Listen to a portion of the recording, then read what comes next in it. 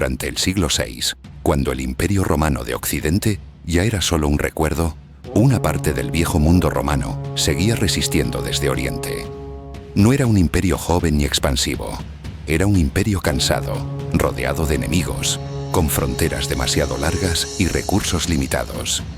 El Imperio bizantino no podía permitirse perder guerras prolongadas. Necesitaba generales capaces de ganar con inteligencia, no con números. Y en ese mundo surgió un hombre que entendió mejor que nadie cómo defender Roma sin destruirla. Su nombre era Belisario. Belisario no nació emperador, ni noble poderoso. Ascendió por mérito, disciplina y lealtad. Sirvió al emperador Justiniano en una época en la que cada error podía costar una provincia entera. Al este, el imperio persa sasánida presionaba sin descanso. Al oeste, antiguos territorios romanos estaban en manos de reinos bárbaros. Bizancio luchaba en demasiados frentes a la vez. Y Belisario sería enviado allí donde la situación era más peligrosa.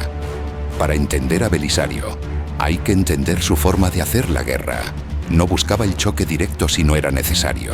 No confiaba ciegamente en la superioridad romana. Observaba el terreno, estudiaba al enemigo y aceptaba una verdad incómoda. Muchas veces estaba en inferioridad numérica y aún así ganaba. En el año 530, el imperio persa avanzó hacia la frontera oriental. Su objetivo era claro: romper las defensas bizantinas y abrir el camino hacia Siria. El punto clave era una pequeña ciudad fortificada llamada Dara. Allí, Belisario recibió la orden de detener a un ejército persa superior en número, especialmente en caballería pesada, el arma más temida de Oriente. En una batalla tradicional, la caballería persa habría arrollado las líneas romanas. Belisario lo sabía, así que decidió no ofrecerles la batalla que esperaban. Antes de que el enemigo llegara, ordenó cavar trincheras profundas frente a su ejército. No una línea caótica, sino un sistema calculado. Zanjas que rompían la carga, que obligaban a los caballos a frenar, caer o desorganizarse. Detrás de ellas, colocó infantería disciplinada y arqueros preparados para disparar sin descanso. No estaba construyendo una defensa, estaba creando una trampa. Cuando los persas atacaron, confiaron en su fuerza habitual.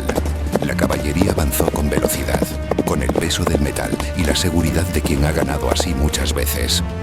Pero el terreno los traicionó. Los caballos caían en las zanjas, las formaciones se rompían, el impulso se perdía. Donde debía haber un impacto devastador, solo hubo confusión. Entonces Belisario dio la orden. Los arqueros bizantinos comenzaron a disparar desde posiciones seguras. La infantería avanzó justo cuando el enemigo estaba desorganizado, y la caballería romana, que había permanecido contenida, atacó los flancos.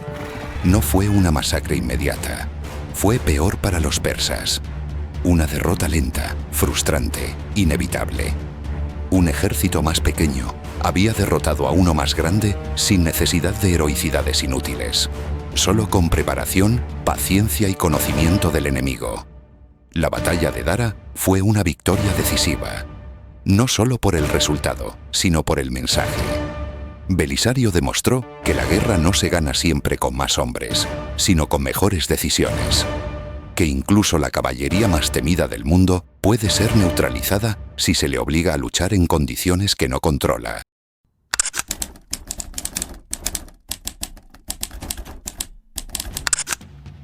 Pero esa no fue la última vez que Belisario tendría que demostrar que la inteligencia podía pesar más que el acero.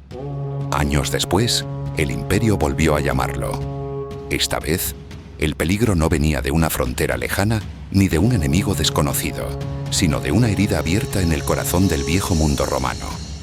África, antigua provincia imperial, rica en grano, puertos y rutas comerciales, estaba en manos de los vándalos. Un reino poderoso, asentado, seguro de sí mismo. Demasiado seguro. Convencido de que Bizancio no tendría ni la fuerza ni el tiempo necesarios para recuperarla. Para muchos en Constantinopla, África ya estaba perdida. Recuperarla parecía más un gesto simbólico que una estrategia real. Una expedición destinada a fracasar con dignidad. Belisario fue enviado con un ejército pequeño, demasiado pequeño, según casi todos. Tan reducido que algunos en la corte no esperaban una victoria, sino una excusa honorable para justificar una derrota inevitable. Un intento fallido que permitiría cerrar ese capítulo sin más riesgos. Pero Belisario no pensaba en términos de inevitabilidad.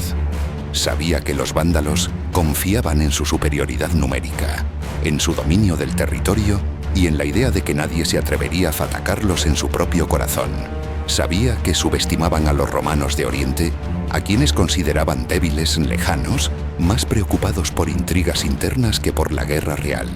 Y sabía algo más, que la guerra no siempre se decide en el momento del choque, sino mucho antes, en las decisiones silenciosas, en la preparación invisible, en lo que el enemigo da por sentado, y por eso no vigila. Desde el primer momento, su campaña fue distinta. Avanzó con rapidez, pero sin brutalidad. Evitó saqueos, impuso disciplina estricta, protegió a la población local. No quería sembrar miedo entre quienes vivían allí, sino incertidumbre entre sus enemigos. Cada ciudad que no era devastada, cada pueblo que no huía, enviaba un mensaje inquietante. Esto no parecía una invasión desesperada, sino una restauración calculada. Cada día que pasaba sin una respuesta vándala era una victoria silenciosa. Cada día sin batalla era un golpe a la confianza del enemigo, hasta que llegó el momento inevitable. En las llanuras cercanas a Tricamarum, el ejército vándalo finalmente presentó batalla. Era superior en número, tenía experiencia, caballería y la convicción de que bastaría un ataque directo, rápido y decisivo para borrar a los bizantinos del mapa africano. Confiaban en la fuerza, en la costumbre de ganar así. Belisario volvió a hacer lo que mejor sabía hacer, esperar. No buscó el impacto inmediato. No se dejó arrastrar por la urgencia ni por la presión de tener menos hombres. Colocó a sus tropas de forma contenida, sólida, preparada para resistir. Sabía que los vándalos atacarían con todo.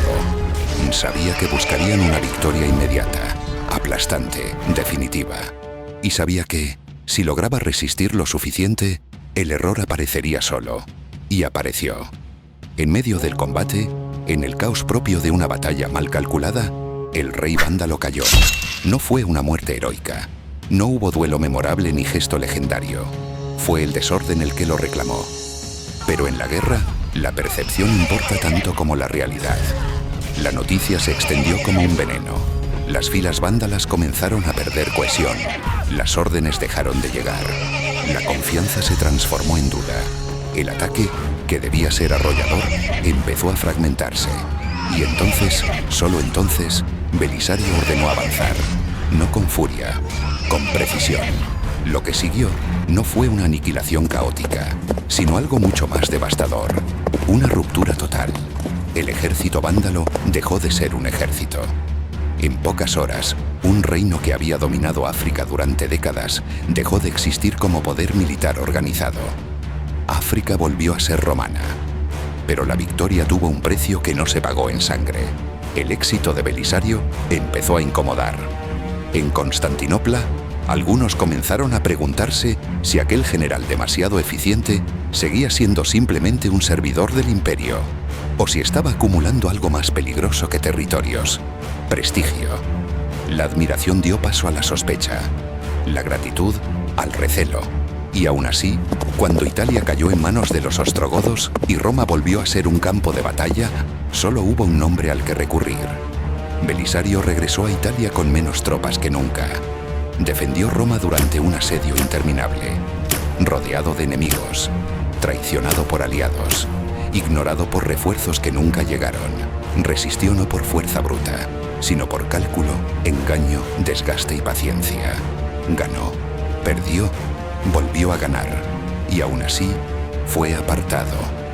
En sus últimos años, Belisario ya no comandaba grandes ejércitos, ya no conquistaba provincias. Observaba cómo el imperio que había salvado dudaba de él, cómo el poder temía más a sus propios defensores que a sus enemigos declarados. La historia suele recordar a los conquistadores, a los emperadores, a los que avanzan sin mirar atrás. Pero Belisario fue otra cosa. Fue la prueba de que un imperio no sobrevive por su ambición, sino por su capacidad de elegir cuándo luchar y cuándo detenerse. Y aquí queda una pregunta abierta. Si Bizancio cayó siglos después, si Roma desapareció finalmente del mapa, ¿cuánto antes habría ocurrido todo eso sin hombres como Belisario? Porque quizá la verdadera medida de un héroe no sea lo que conquista, sino todo lo que logra que no se pierda. Y esa es una batalla que nunca aparece en los mapas. La historia no siempre se escribe con victorias espectaculares ni con imperios que se expanden sin límite. A veces se escribe en silencio, en decisiones que evitan el colapso, en hombres que sostienen lo que otros ya daban por perdido. Belisario no conquistó un mundo nuevo, solo evitó que uno antiguo desapareciera demasiado pronto. Si quieres seguir explorando las historias de quienes cambiaron el curso de la historia, no por su ambición, sino por su inteligencia, este canal es para ti. Suscríbete y acompáñame en el próximo viaje al pasado, porque algunas batallas no se libran con espadas, sino con ideas.